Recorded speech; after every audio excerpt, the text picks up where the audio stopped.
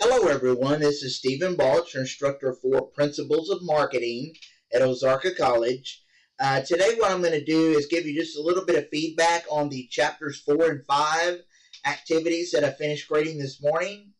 And I'm going to remind you again about the semester project, and then also tell you a little bit about chapters 6 and 7 activities that we have coming up due next week. All right? So the first thing is, like I said, I did finish grading the chapters 4 and 5 activities this morning. I believe they were due Saturday, and so I finished grading those that were turned in late Friday and Saturday. I graded those this morning, and most of you did well on the chapters 4 and 5 activities. So like I always tell you, I really appreciate the time and effort that you're putting in. So keep up the good work on that.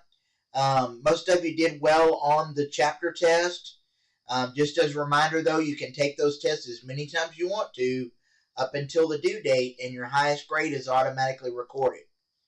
The discussion that we had for chapters 4 and 5 that dealt with U.S. firms entering developing global markets, I thought that went very well. I really appreciate everyone's participation on the discussion.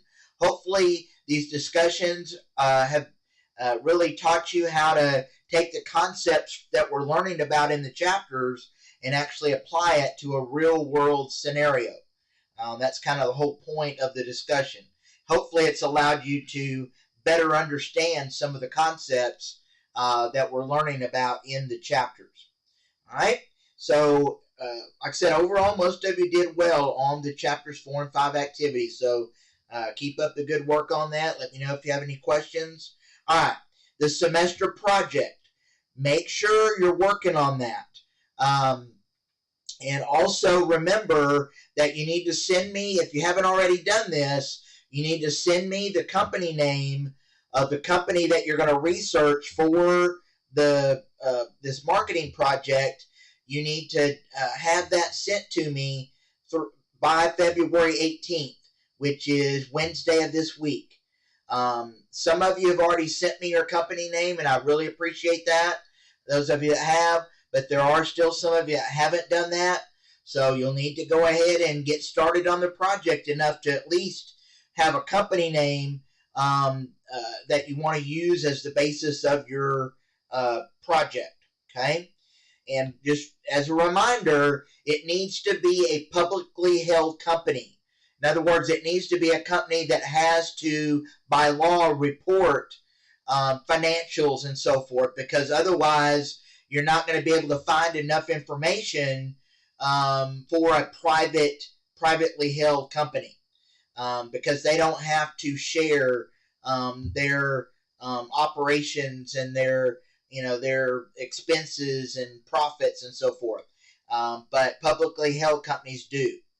Also, just as a reminder, and I know I explained this in the instructions, but just as a reminder too, there are some companies that are subsidiaries of larger companies. For example, ESPN is a subsidiary of the Disney Corporation.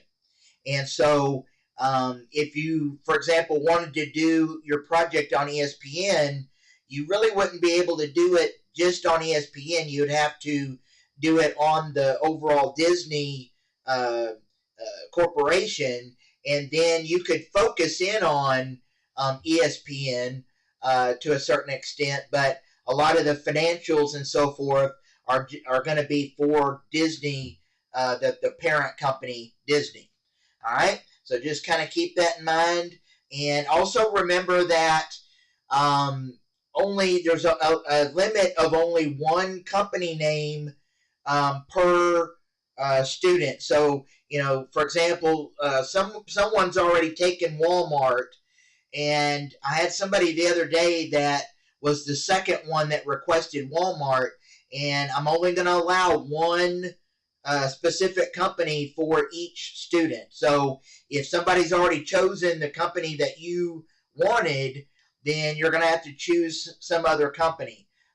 So that student that the second one to to send me the name Walmart as the name of the company that they wanted to use as the basis for the report, we'll have to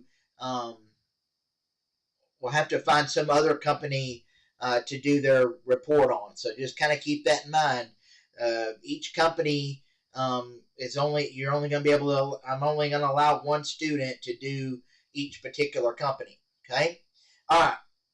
So just kind of keep that in mind. Let me know if you have questions about that. Remember to get me that company name. All right. So that brings us to our next set of activities. And so if we look on the activities page in Miles Arca, right now we're on the very beginning of week 6 of the semester, and there's nothing due this week, but there is work due the middle of next week. So don't just look at the activities page and see that there's nothing due this week and think, well, I can just not do anything for this class this week. Go ahead and be working on the chapter 6 and 7 activities, which are due next week. All right? That way you're not trying to do it right at the last minute next week. So go ahead and be working on it this week, and also be, again, getting started on your semester project. We're getting just a few weeks away from midterm, so it's really, you don't really have as much time as you might think to get started on this project and get it completed. It's going to take several weeks worth of work to get it done. So don't wait too late to get started on the semester project. All right, now let me tell you a little bit about chapter 6 and 7. In chapter 6, you're going to be learning about the consumer decision-making process and all the steps involved in that. There are also different consumer buying decisions that you'll learn about. You'll also learn about consumer involvement in buying decisions. There are various factors that affect how much, for example, how much research we do for a particular type of purchase. For example, if we're going to purchase an automobile, since it represents a very high risk because of the investment, because of the cost, we're going to spend a lot more involvement. We're going to be a lot more involved in that decision than we would be by just a routine response type of decision like buying a candy bar. Okay, so chapter 6 will explain those different levels of involvement in buying decisions. And then towards the end of chapter 6, you're going to learn about some of the influences on consumer decision making. One of the main ones is family and friends. That's a major influence on consumer decision making. And of course, a big one today is social media is also a main influence on consumer decision making.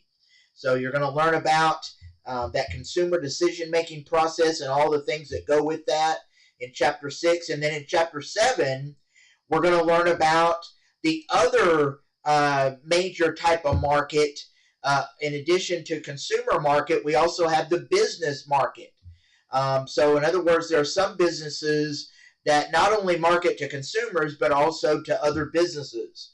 So in chapter 7, you're going to learn about business marketing, major categories of business customers, business versus consumer markets.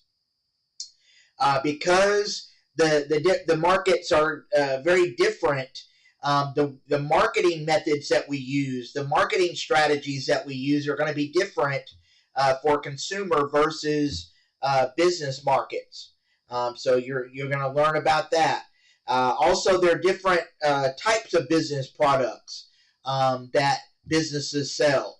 And so you're going to learn about that as well. And then at the very end of chapter 7, you're going to learn about the business buying behavior. All right? So that's chapter 6 and 7. And so be working on those activities. Let me know if you have questions. Remember the resources that you have available. You have your textbook. You have the PowerPoint slides on the assignment page. You have the videos that cover the concepts on the assignment page. So make sure you're using all those resources that are available to you and let me know if you have questions. Most of you are effectively using those, but like I said, just let me know if you have questions, and that's all I have for you for today. So enjoy this week, and I will talk to you again probably sometime later next week. Thank you.